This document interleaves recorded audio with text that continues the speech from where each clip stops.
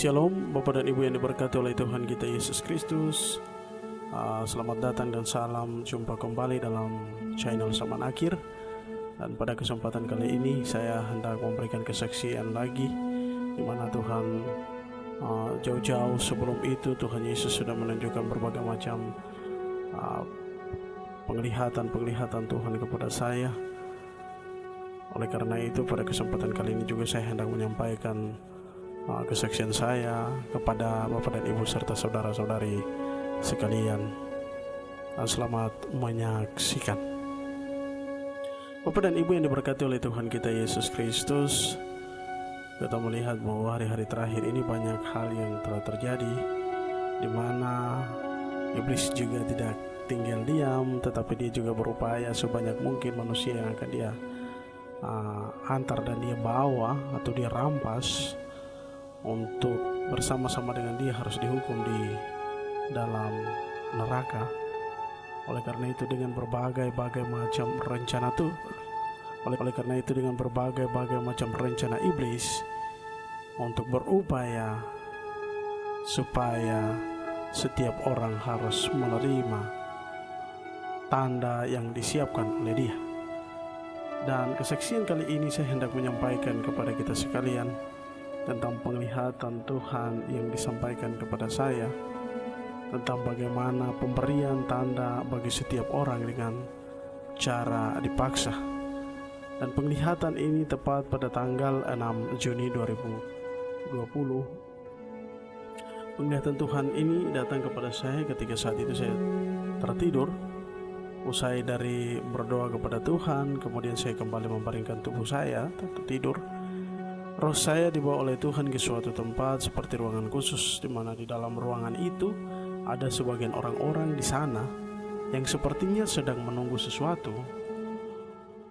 Ketika saya dibawa sampai ke dalam ruangan itu, saya melihat kurang lebih beberapa waktu kemudian ada sekelompok orang yang sepertinya mereka dipaksa untuk masuk ke dalam ruangan tersebut. Sementara ruangan-ruangan ini dibagi menjadi beberapa ruangan sekali. Ada ruangan pertama, ruangan kedua, dan ruangan yang ketiga. Dan orang-orang ini saya melihat mereka mulai dipaksa dibawa masuk ke dalam ruangan yang pertama, kedua, dan yang ketiga. Dan pada ruangan yang pertama dan kedua itu dijaga oleh seorang yang bertubuh besar. Orangnya tinggi, dia memakai semacam sweater hitam. Dia berdiri untuk menjaga pintu, sehingga ketika mereka yang masuk ke dalam ruangan tersebut tidak lagi dapat bisa keluar atau kembali. Saya melihat juga ketika mereka masuk telah tersedia berbagai macam alat canggih yang telah disiapkan untuk dipasang kepada tubuh setiap mereka yang masuk sampai ke dalam ruangan yang sudah memang disiapkan. Dan kira-kira beberapa menit kemudian saya melihat datang seorang lelaki berbadan besar tadi berjalan ke arah orang-orang yang sudah dipaksa untuk masuk ke dalam ruangan itu. Lalu ada juga disiapkan seorang lelaki lain yang nanti orang ini ditugaskan untuk melakukan apa yang hendak dilakukan. Saya melihat mereka memegang semacam jarum suntik. Namun sebelum itu ada sebuah tawaran. Tawaran itu dia dalam bentuk uang. Jadi dengan uang mereka berupaya untuk menarik perhatian setiap orang dengan memakai uang, agar setiap mereka yang berhasil disuntik, maka merekalah yang akan menerima uang yang sudah disiapkan. Bapak dan Ibu yang diberkati oleh Tuhan kita Yesus Kristus, uang yang disiapkan kepada mereka juga pun tidak kecil, melainkan itu semacam dibayar dengan dolar sehingga kalau dirupiahkan sungguh luar biasa. Ketika saya melihat orang-orang tadi mulai dibawa ke suatu ruangan tersebut, atau ruangan yang memang sudah dikhususkan tadi, pintu itu mulai ditutup. Dan saya melihat ada beberapa ruangan yang sudah disiapkan itu dijaga dengan ketat sekali, sehingga tidak boleh ada yang keluar dari sana sebelum menerima tanda itu. Lalu saya melihat dengan secara paksa orang-orang itu seperti disuntik pada tubuh mereka sehingga terpasanglah alat tersebut. Saya juga melihat ketika orang-orang tersebut usai menerima penyuntikan itu, nama-nama mereka dikirim. Bahkan diambil gambar atau wajah mereka atau difoto sebagai bukti bahwa mereka telah menerima tanda tersebut. Bapak dan Ibu yang diberkati oleh Tuhan kita Yesus Kristus,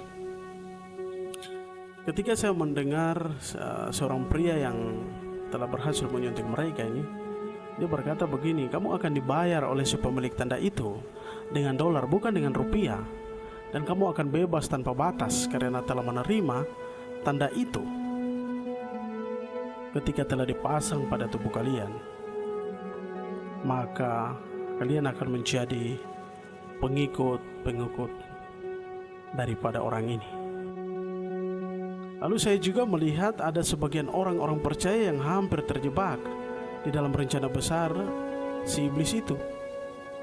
Namun karena Tuhan Yesus tidak menghendaki hal itu terjadi, akhirnya mereka diselamatkan dari masa yang sangat-sangat sulit itu. Sehingga ketika saya melihat semua yang direncanakan atau telah dirancangkan oleh iblis ini, ada orang kecil, besar, kaya atau miskin, itu mereka dipaksa semua menerima tanda ini. Itulah yang Tuhan nyatakan kepada saya tentang rencana iblis untuk memaksa setiap orang menerima tanda itu.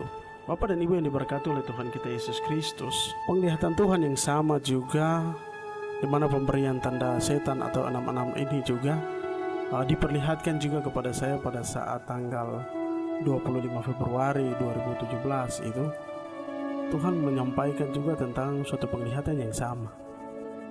Dan itu masih teringat dengan jelas ketika saya juga usai berdoa dan membaca firman itu kembali untuk tidur.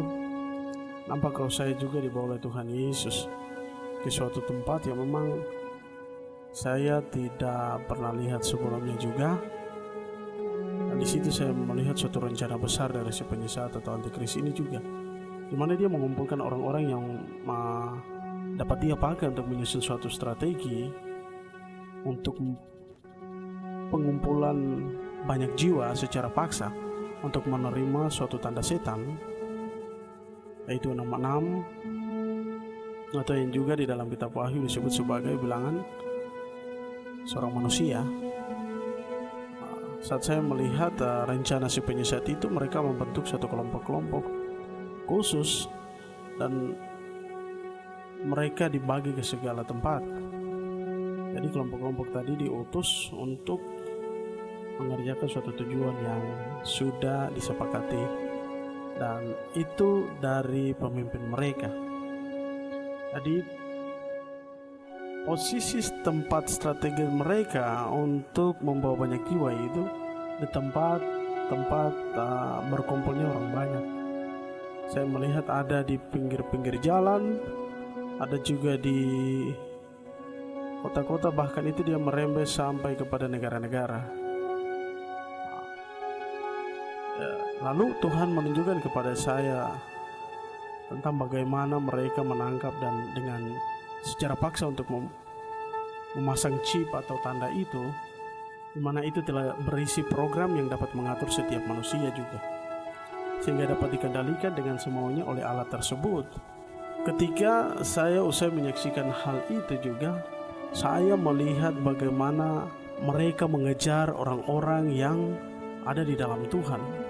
Tuhan berkuasa untuk membawa orang-orang percaya itu pergi, sehingga ketika mereka menggunakan alat pelacak untuk melacak setiap orang-orang yang percaya ini kemana di mana mereka berada, Itu seperti Tuhan menutupi segala sesuatu yang mereka lakukan, sehingga orang-orang yang percaya, orang-orang yang tetap berlindung di dalam Tuhan, itu mereka tetap aman, ada dalam perlindungan yang sangat luar biasa oleh Tuhan.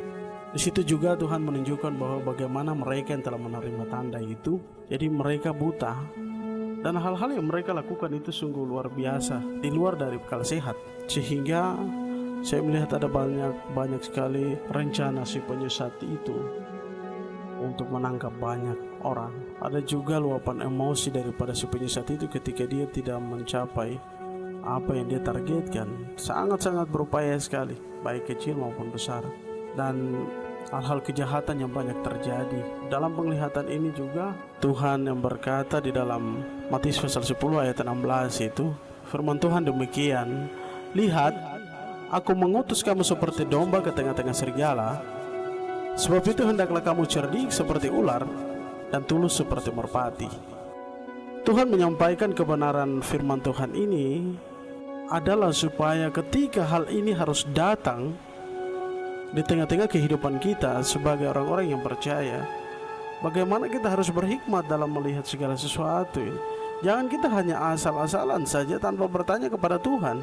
Kita harus tahu bahwa segala sesuatu yang terjadi ini, Tuhan mengetahui semua itu, dan Dia tahu ke depan itu seperti apa. Oleh karena itu, jangan dengan leluasa, dengan sebebas-bebasnya kita mau, oh iya, ini terima saja, ini terima saja. Tidak boleh. Tetapi mari kita harus lebih melihat ini dengan kacamatanya Tuhan. Kembali kita bertanya kepada Tuhan agar segala sesuatu yang hendak dilakukan, direncanakan oleh iblis ini, Tuhan telah menyatakan lebih duluan kepada kita tentang hal bagaimana kita harus memisahkan diri daripada hal-hal tersebut. Oleh karena itu Tuhan mengatakan bahwa kita harus licik seperti ular tetapi tulus seperti merpati, sehingga kita jangan terpengaruh atau terperosok ke dalam rencana besar si setan ini. Oleh karena itu, mari Bapak dan Ibu serta saudara-saudari sekalian, ini hanya sebuah kesaksian yang Tuhan mau sampaikan kepada kita. Saya hanya menyampaikan dan melanjutkan apa yang Tuhan sampaikan. Dan itu kembali kepada Bapak dan Ibu serta saudara-saudara sekalian, apa yang akan kita siapkan hari-hari terakhir ini dalam menghadapi hal-hal ini. Sudah barang tentu bahwa kita hanya tetap bergantung kepada Tuhan. Jadikan Tuhan yang utama dalam kehidupan kita, sehingga ketika kelak hal ini harus terjadi, kita sudah ada dalam lindungan Tuhan. Dan kiranya Tuhan Yesus memberkati kita sekalian dengan kesaksian ini. Saya percaya Bapak dan Ibu serta saudara-saudari sekalian sangat-sangat memahami apa yang Tuhan sampaikan lewat kesaksian ini. Kiranya kesaksian ini menjadi berkat bagi kita sekalian. Tuhan